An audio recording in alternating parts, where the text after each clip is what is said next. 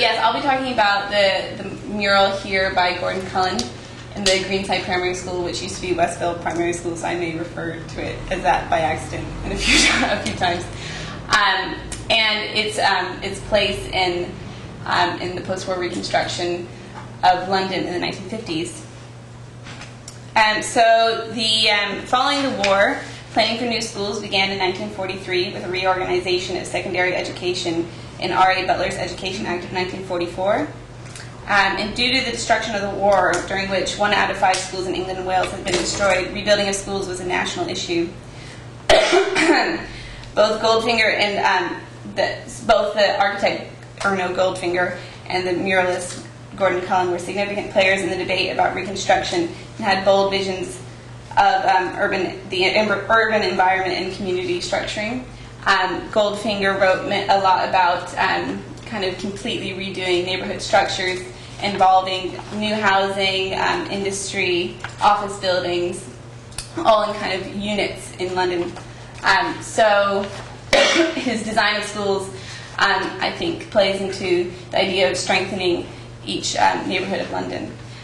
So Westville Greenside Primary School was designed with another primary school called Brandle Howe together in 1952, and both schools only used 10 different units, prefabricated concrete units, in their construction.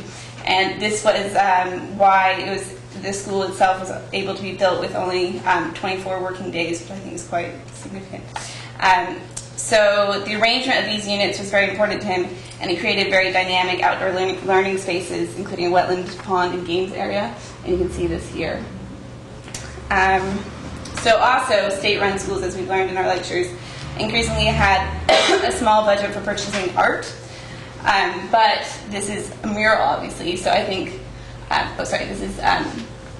this is the floor plan of the school and a picture of Erno Goldfinger in front of one of his iconic housing buildings, Trellick Tower.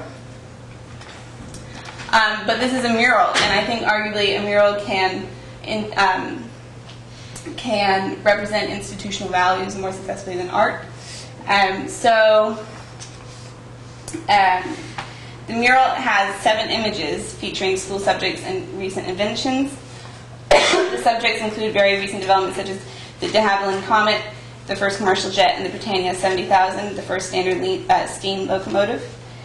Here is a picture of the jet and the actual one, and the steam locomotive,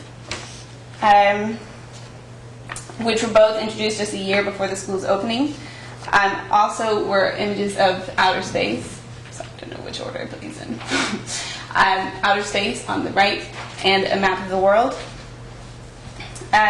So I think that these kind of represent national achievement and progress of the nation, which was trying to be shared with the students, so the students had a sense of national accomplishment.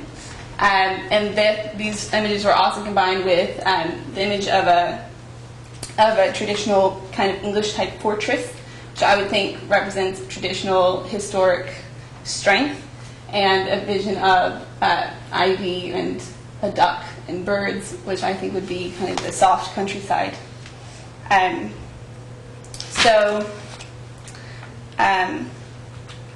Gordon Cullen made his reputation as an urban theorist with his work on the idea of the townscape, with his central idea of the art of environment.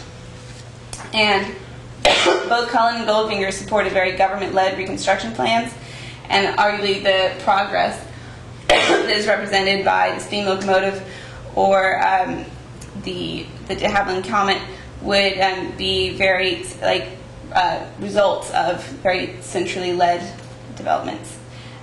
So I would say that the mural in its presentation solidifies the purpose of the school to celebrate modern advances and the strength of the nation through improving education. It grounds the students of Westville Primary within their national community, allowing them to share in the satisfaction of achievements. I think what is interesting is that the symbols which represented progress began to look anachronistic, and the mural was covered with a curtain and children's art was attached. As opposed to a permanent installation, these transient images might be interpreted to redirect the students' attention to the images of their own achievement rather than that of the greater community. And then I think an interesting second shift was that in the past few years, when it was rediscovered, it was begun to be viewed as a historical cultural treasure and a unique teaching resource for the students.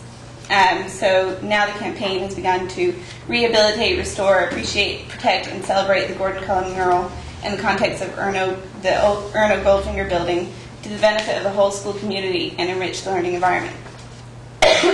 This includes the series of events this fall, which have been organized to raise the £10,000 needed to restore it. It's in pretty bad repair because I think they said that when the curtain was covered, they would staple into the curtain, and you can see a lot of damage and cracks and things like that. Another interesting question is whether it is for the student. This came up in the last set of presentations, and I would say that it was intending to kind of link the students of the school with the national community, but you can disagree. I think this is also supported by the fact that the architect Erno Goldfinger was involved in designing toys and had a collaboration with about toy makers. And I think that the style of the images is very easily read and understood, so I think that also supports the idea. And that's all.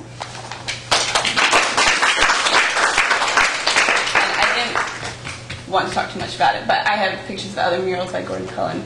One which was at a shopping center, or I think it was on the street, but now it's in the shopping center, and now this was at a health center, which is now lost.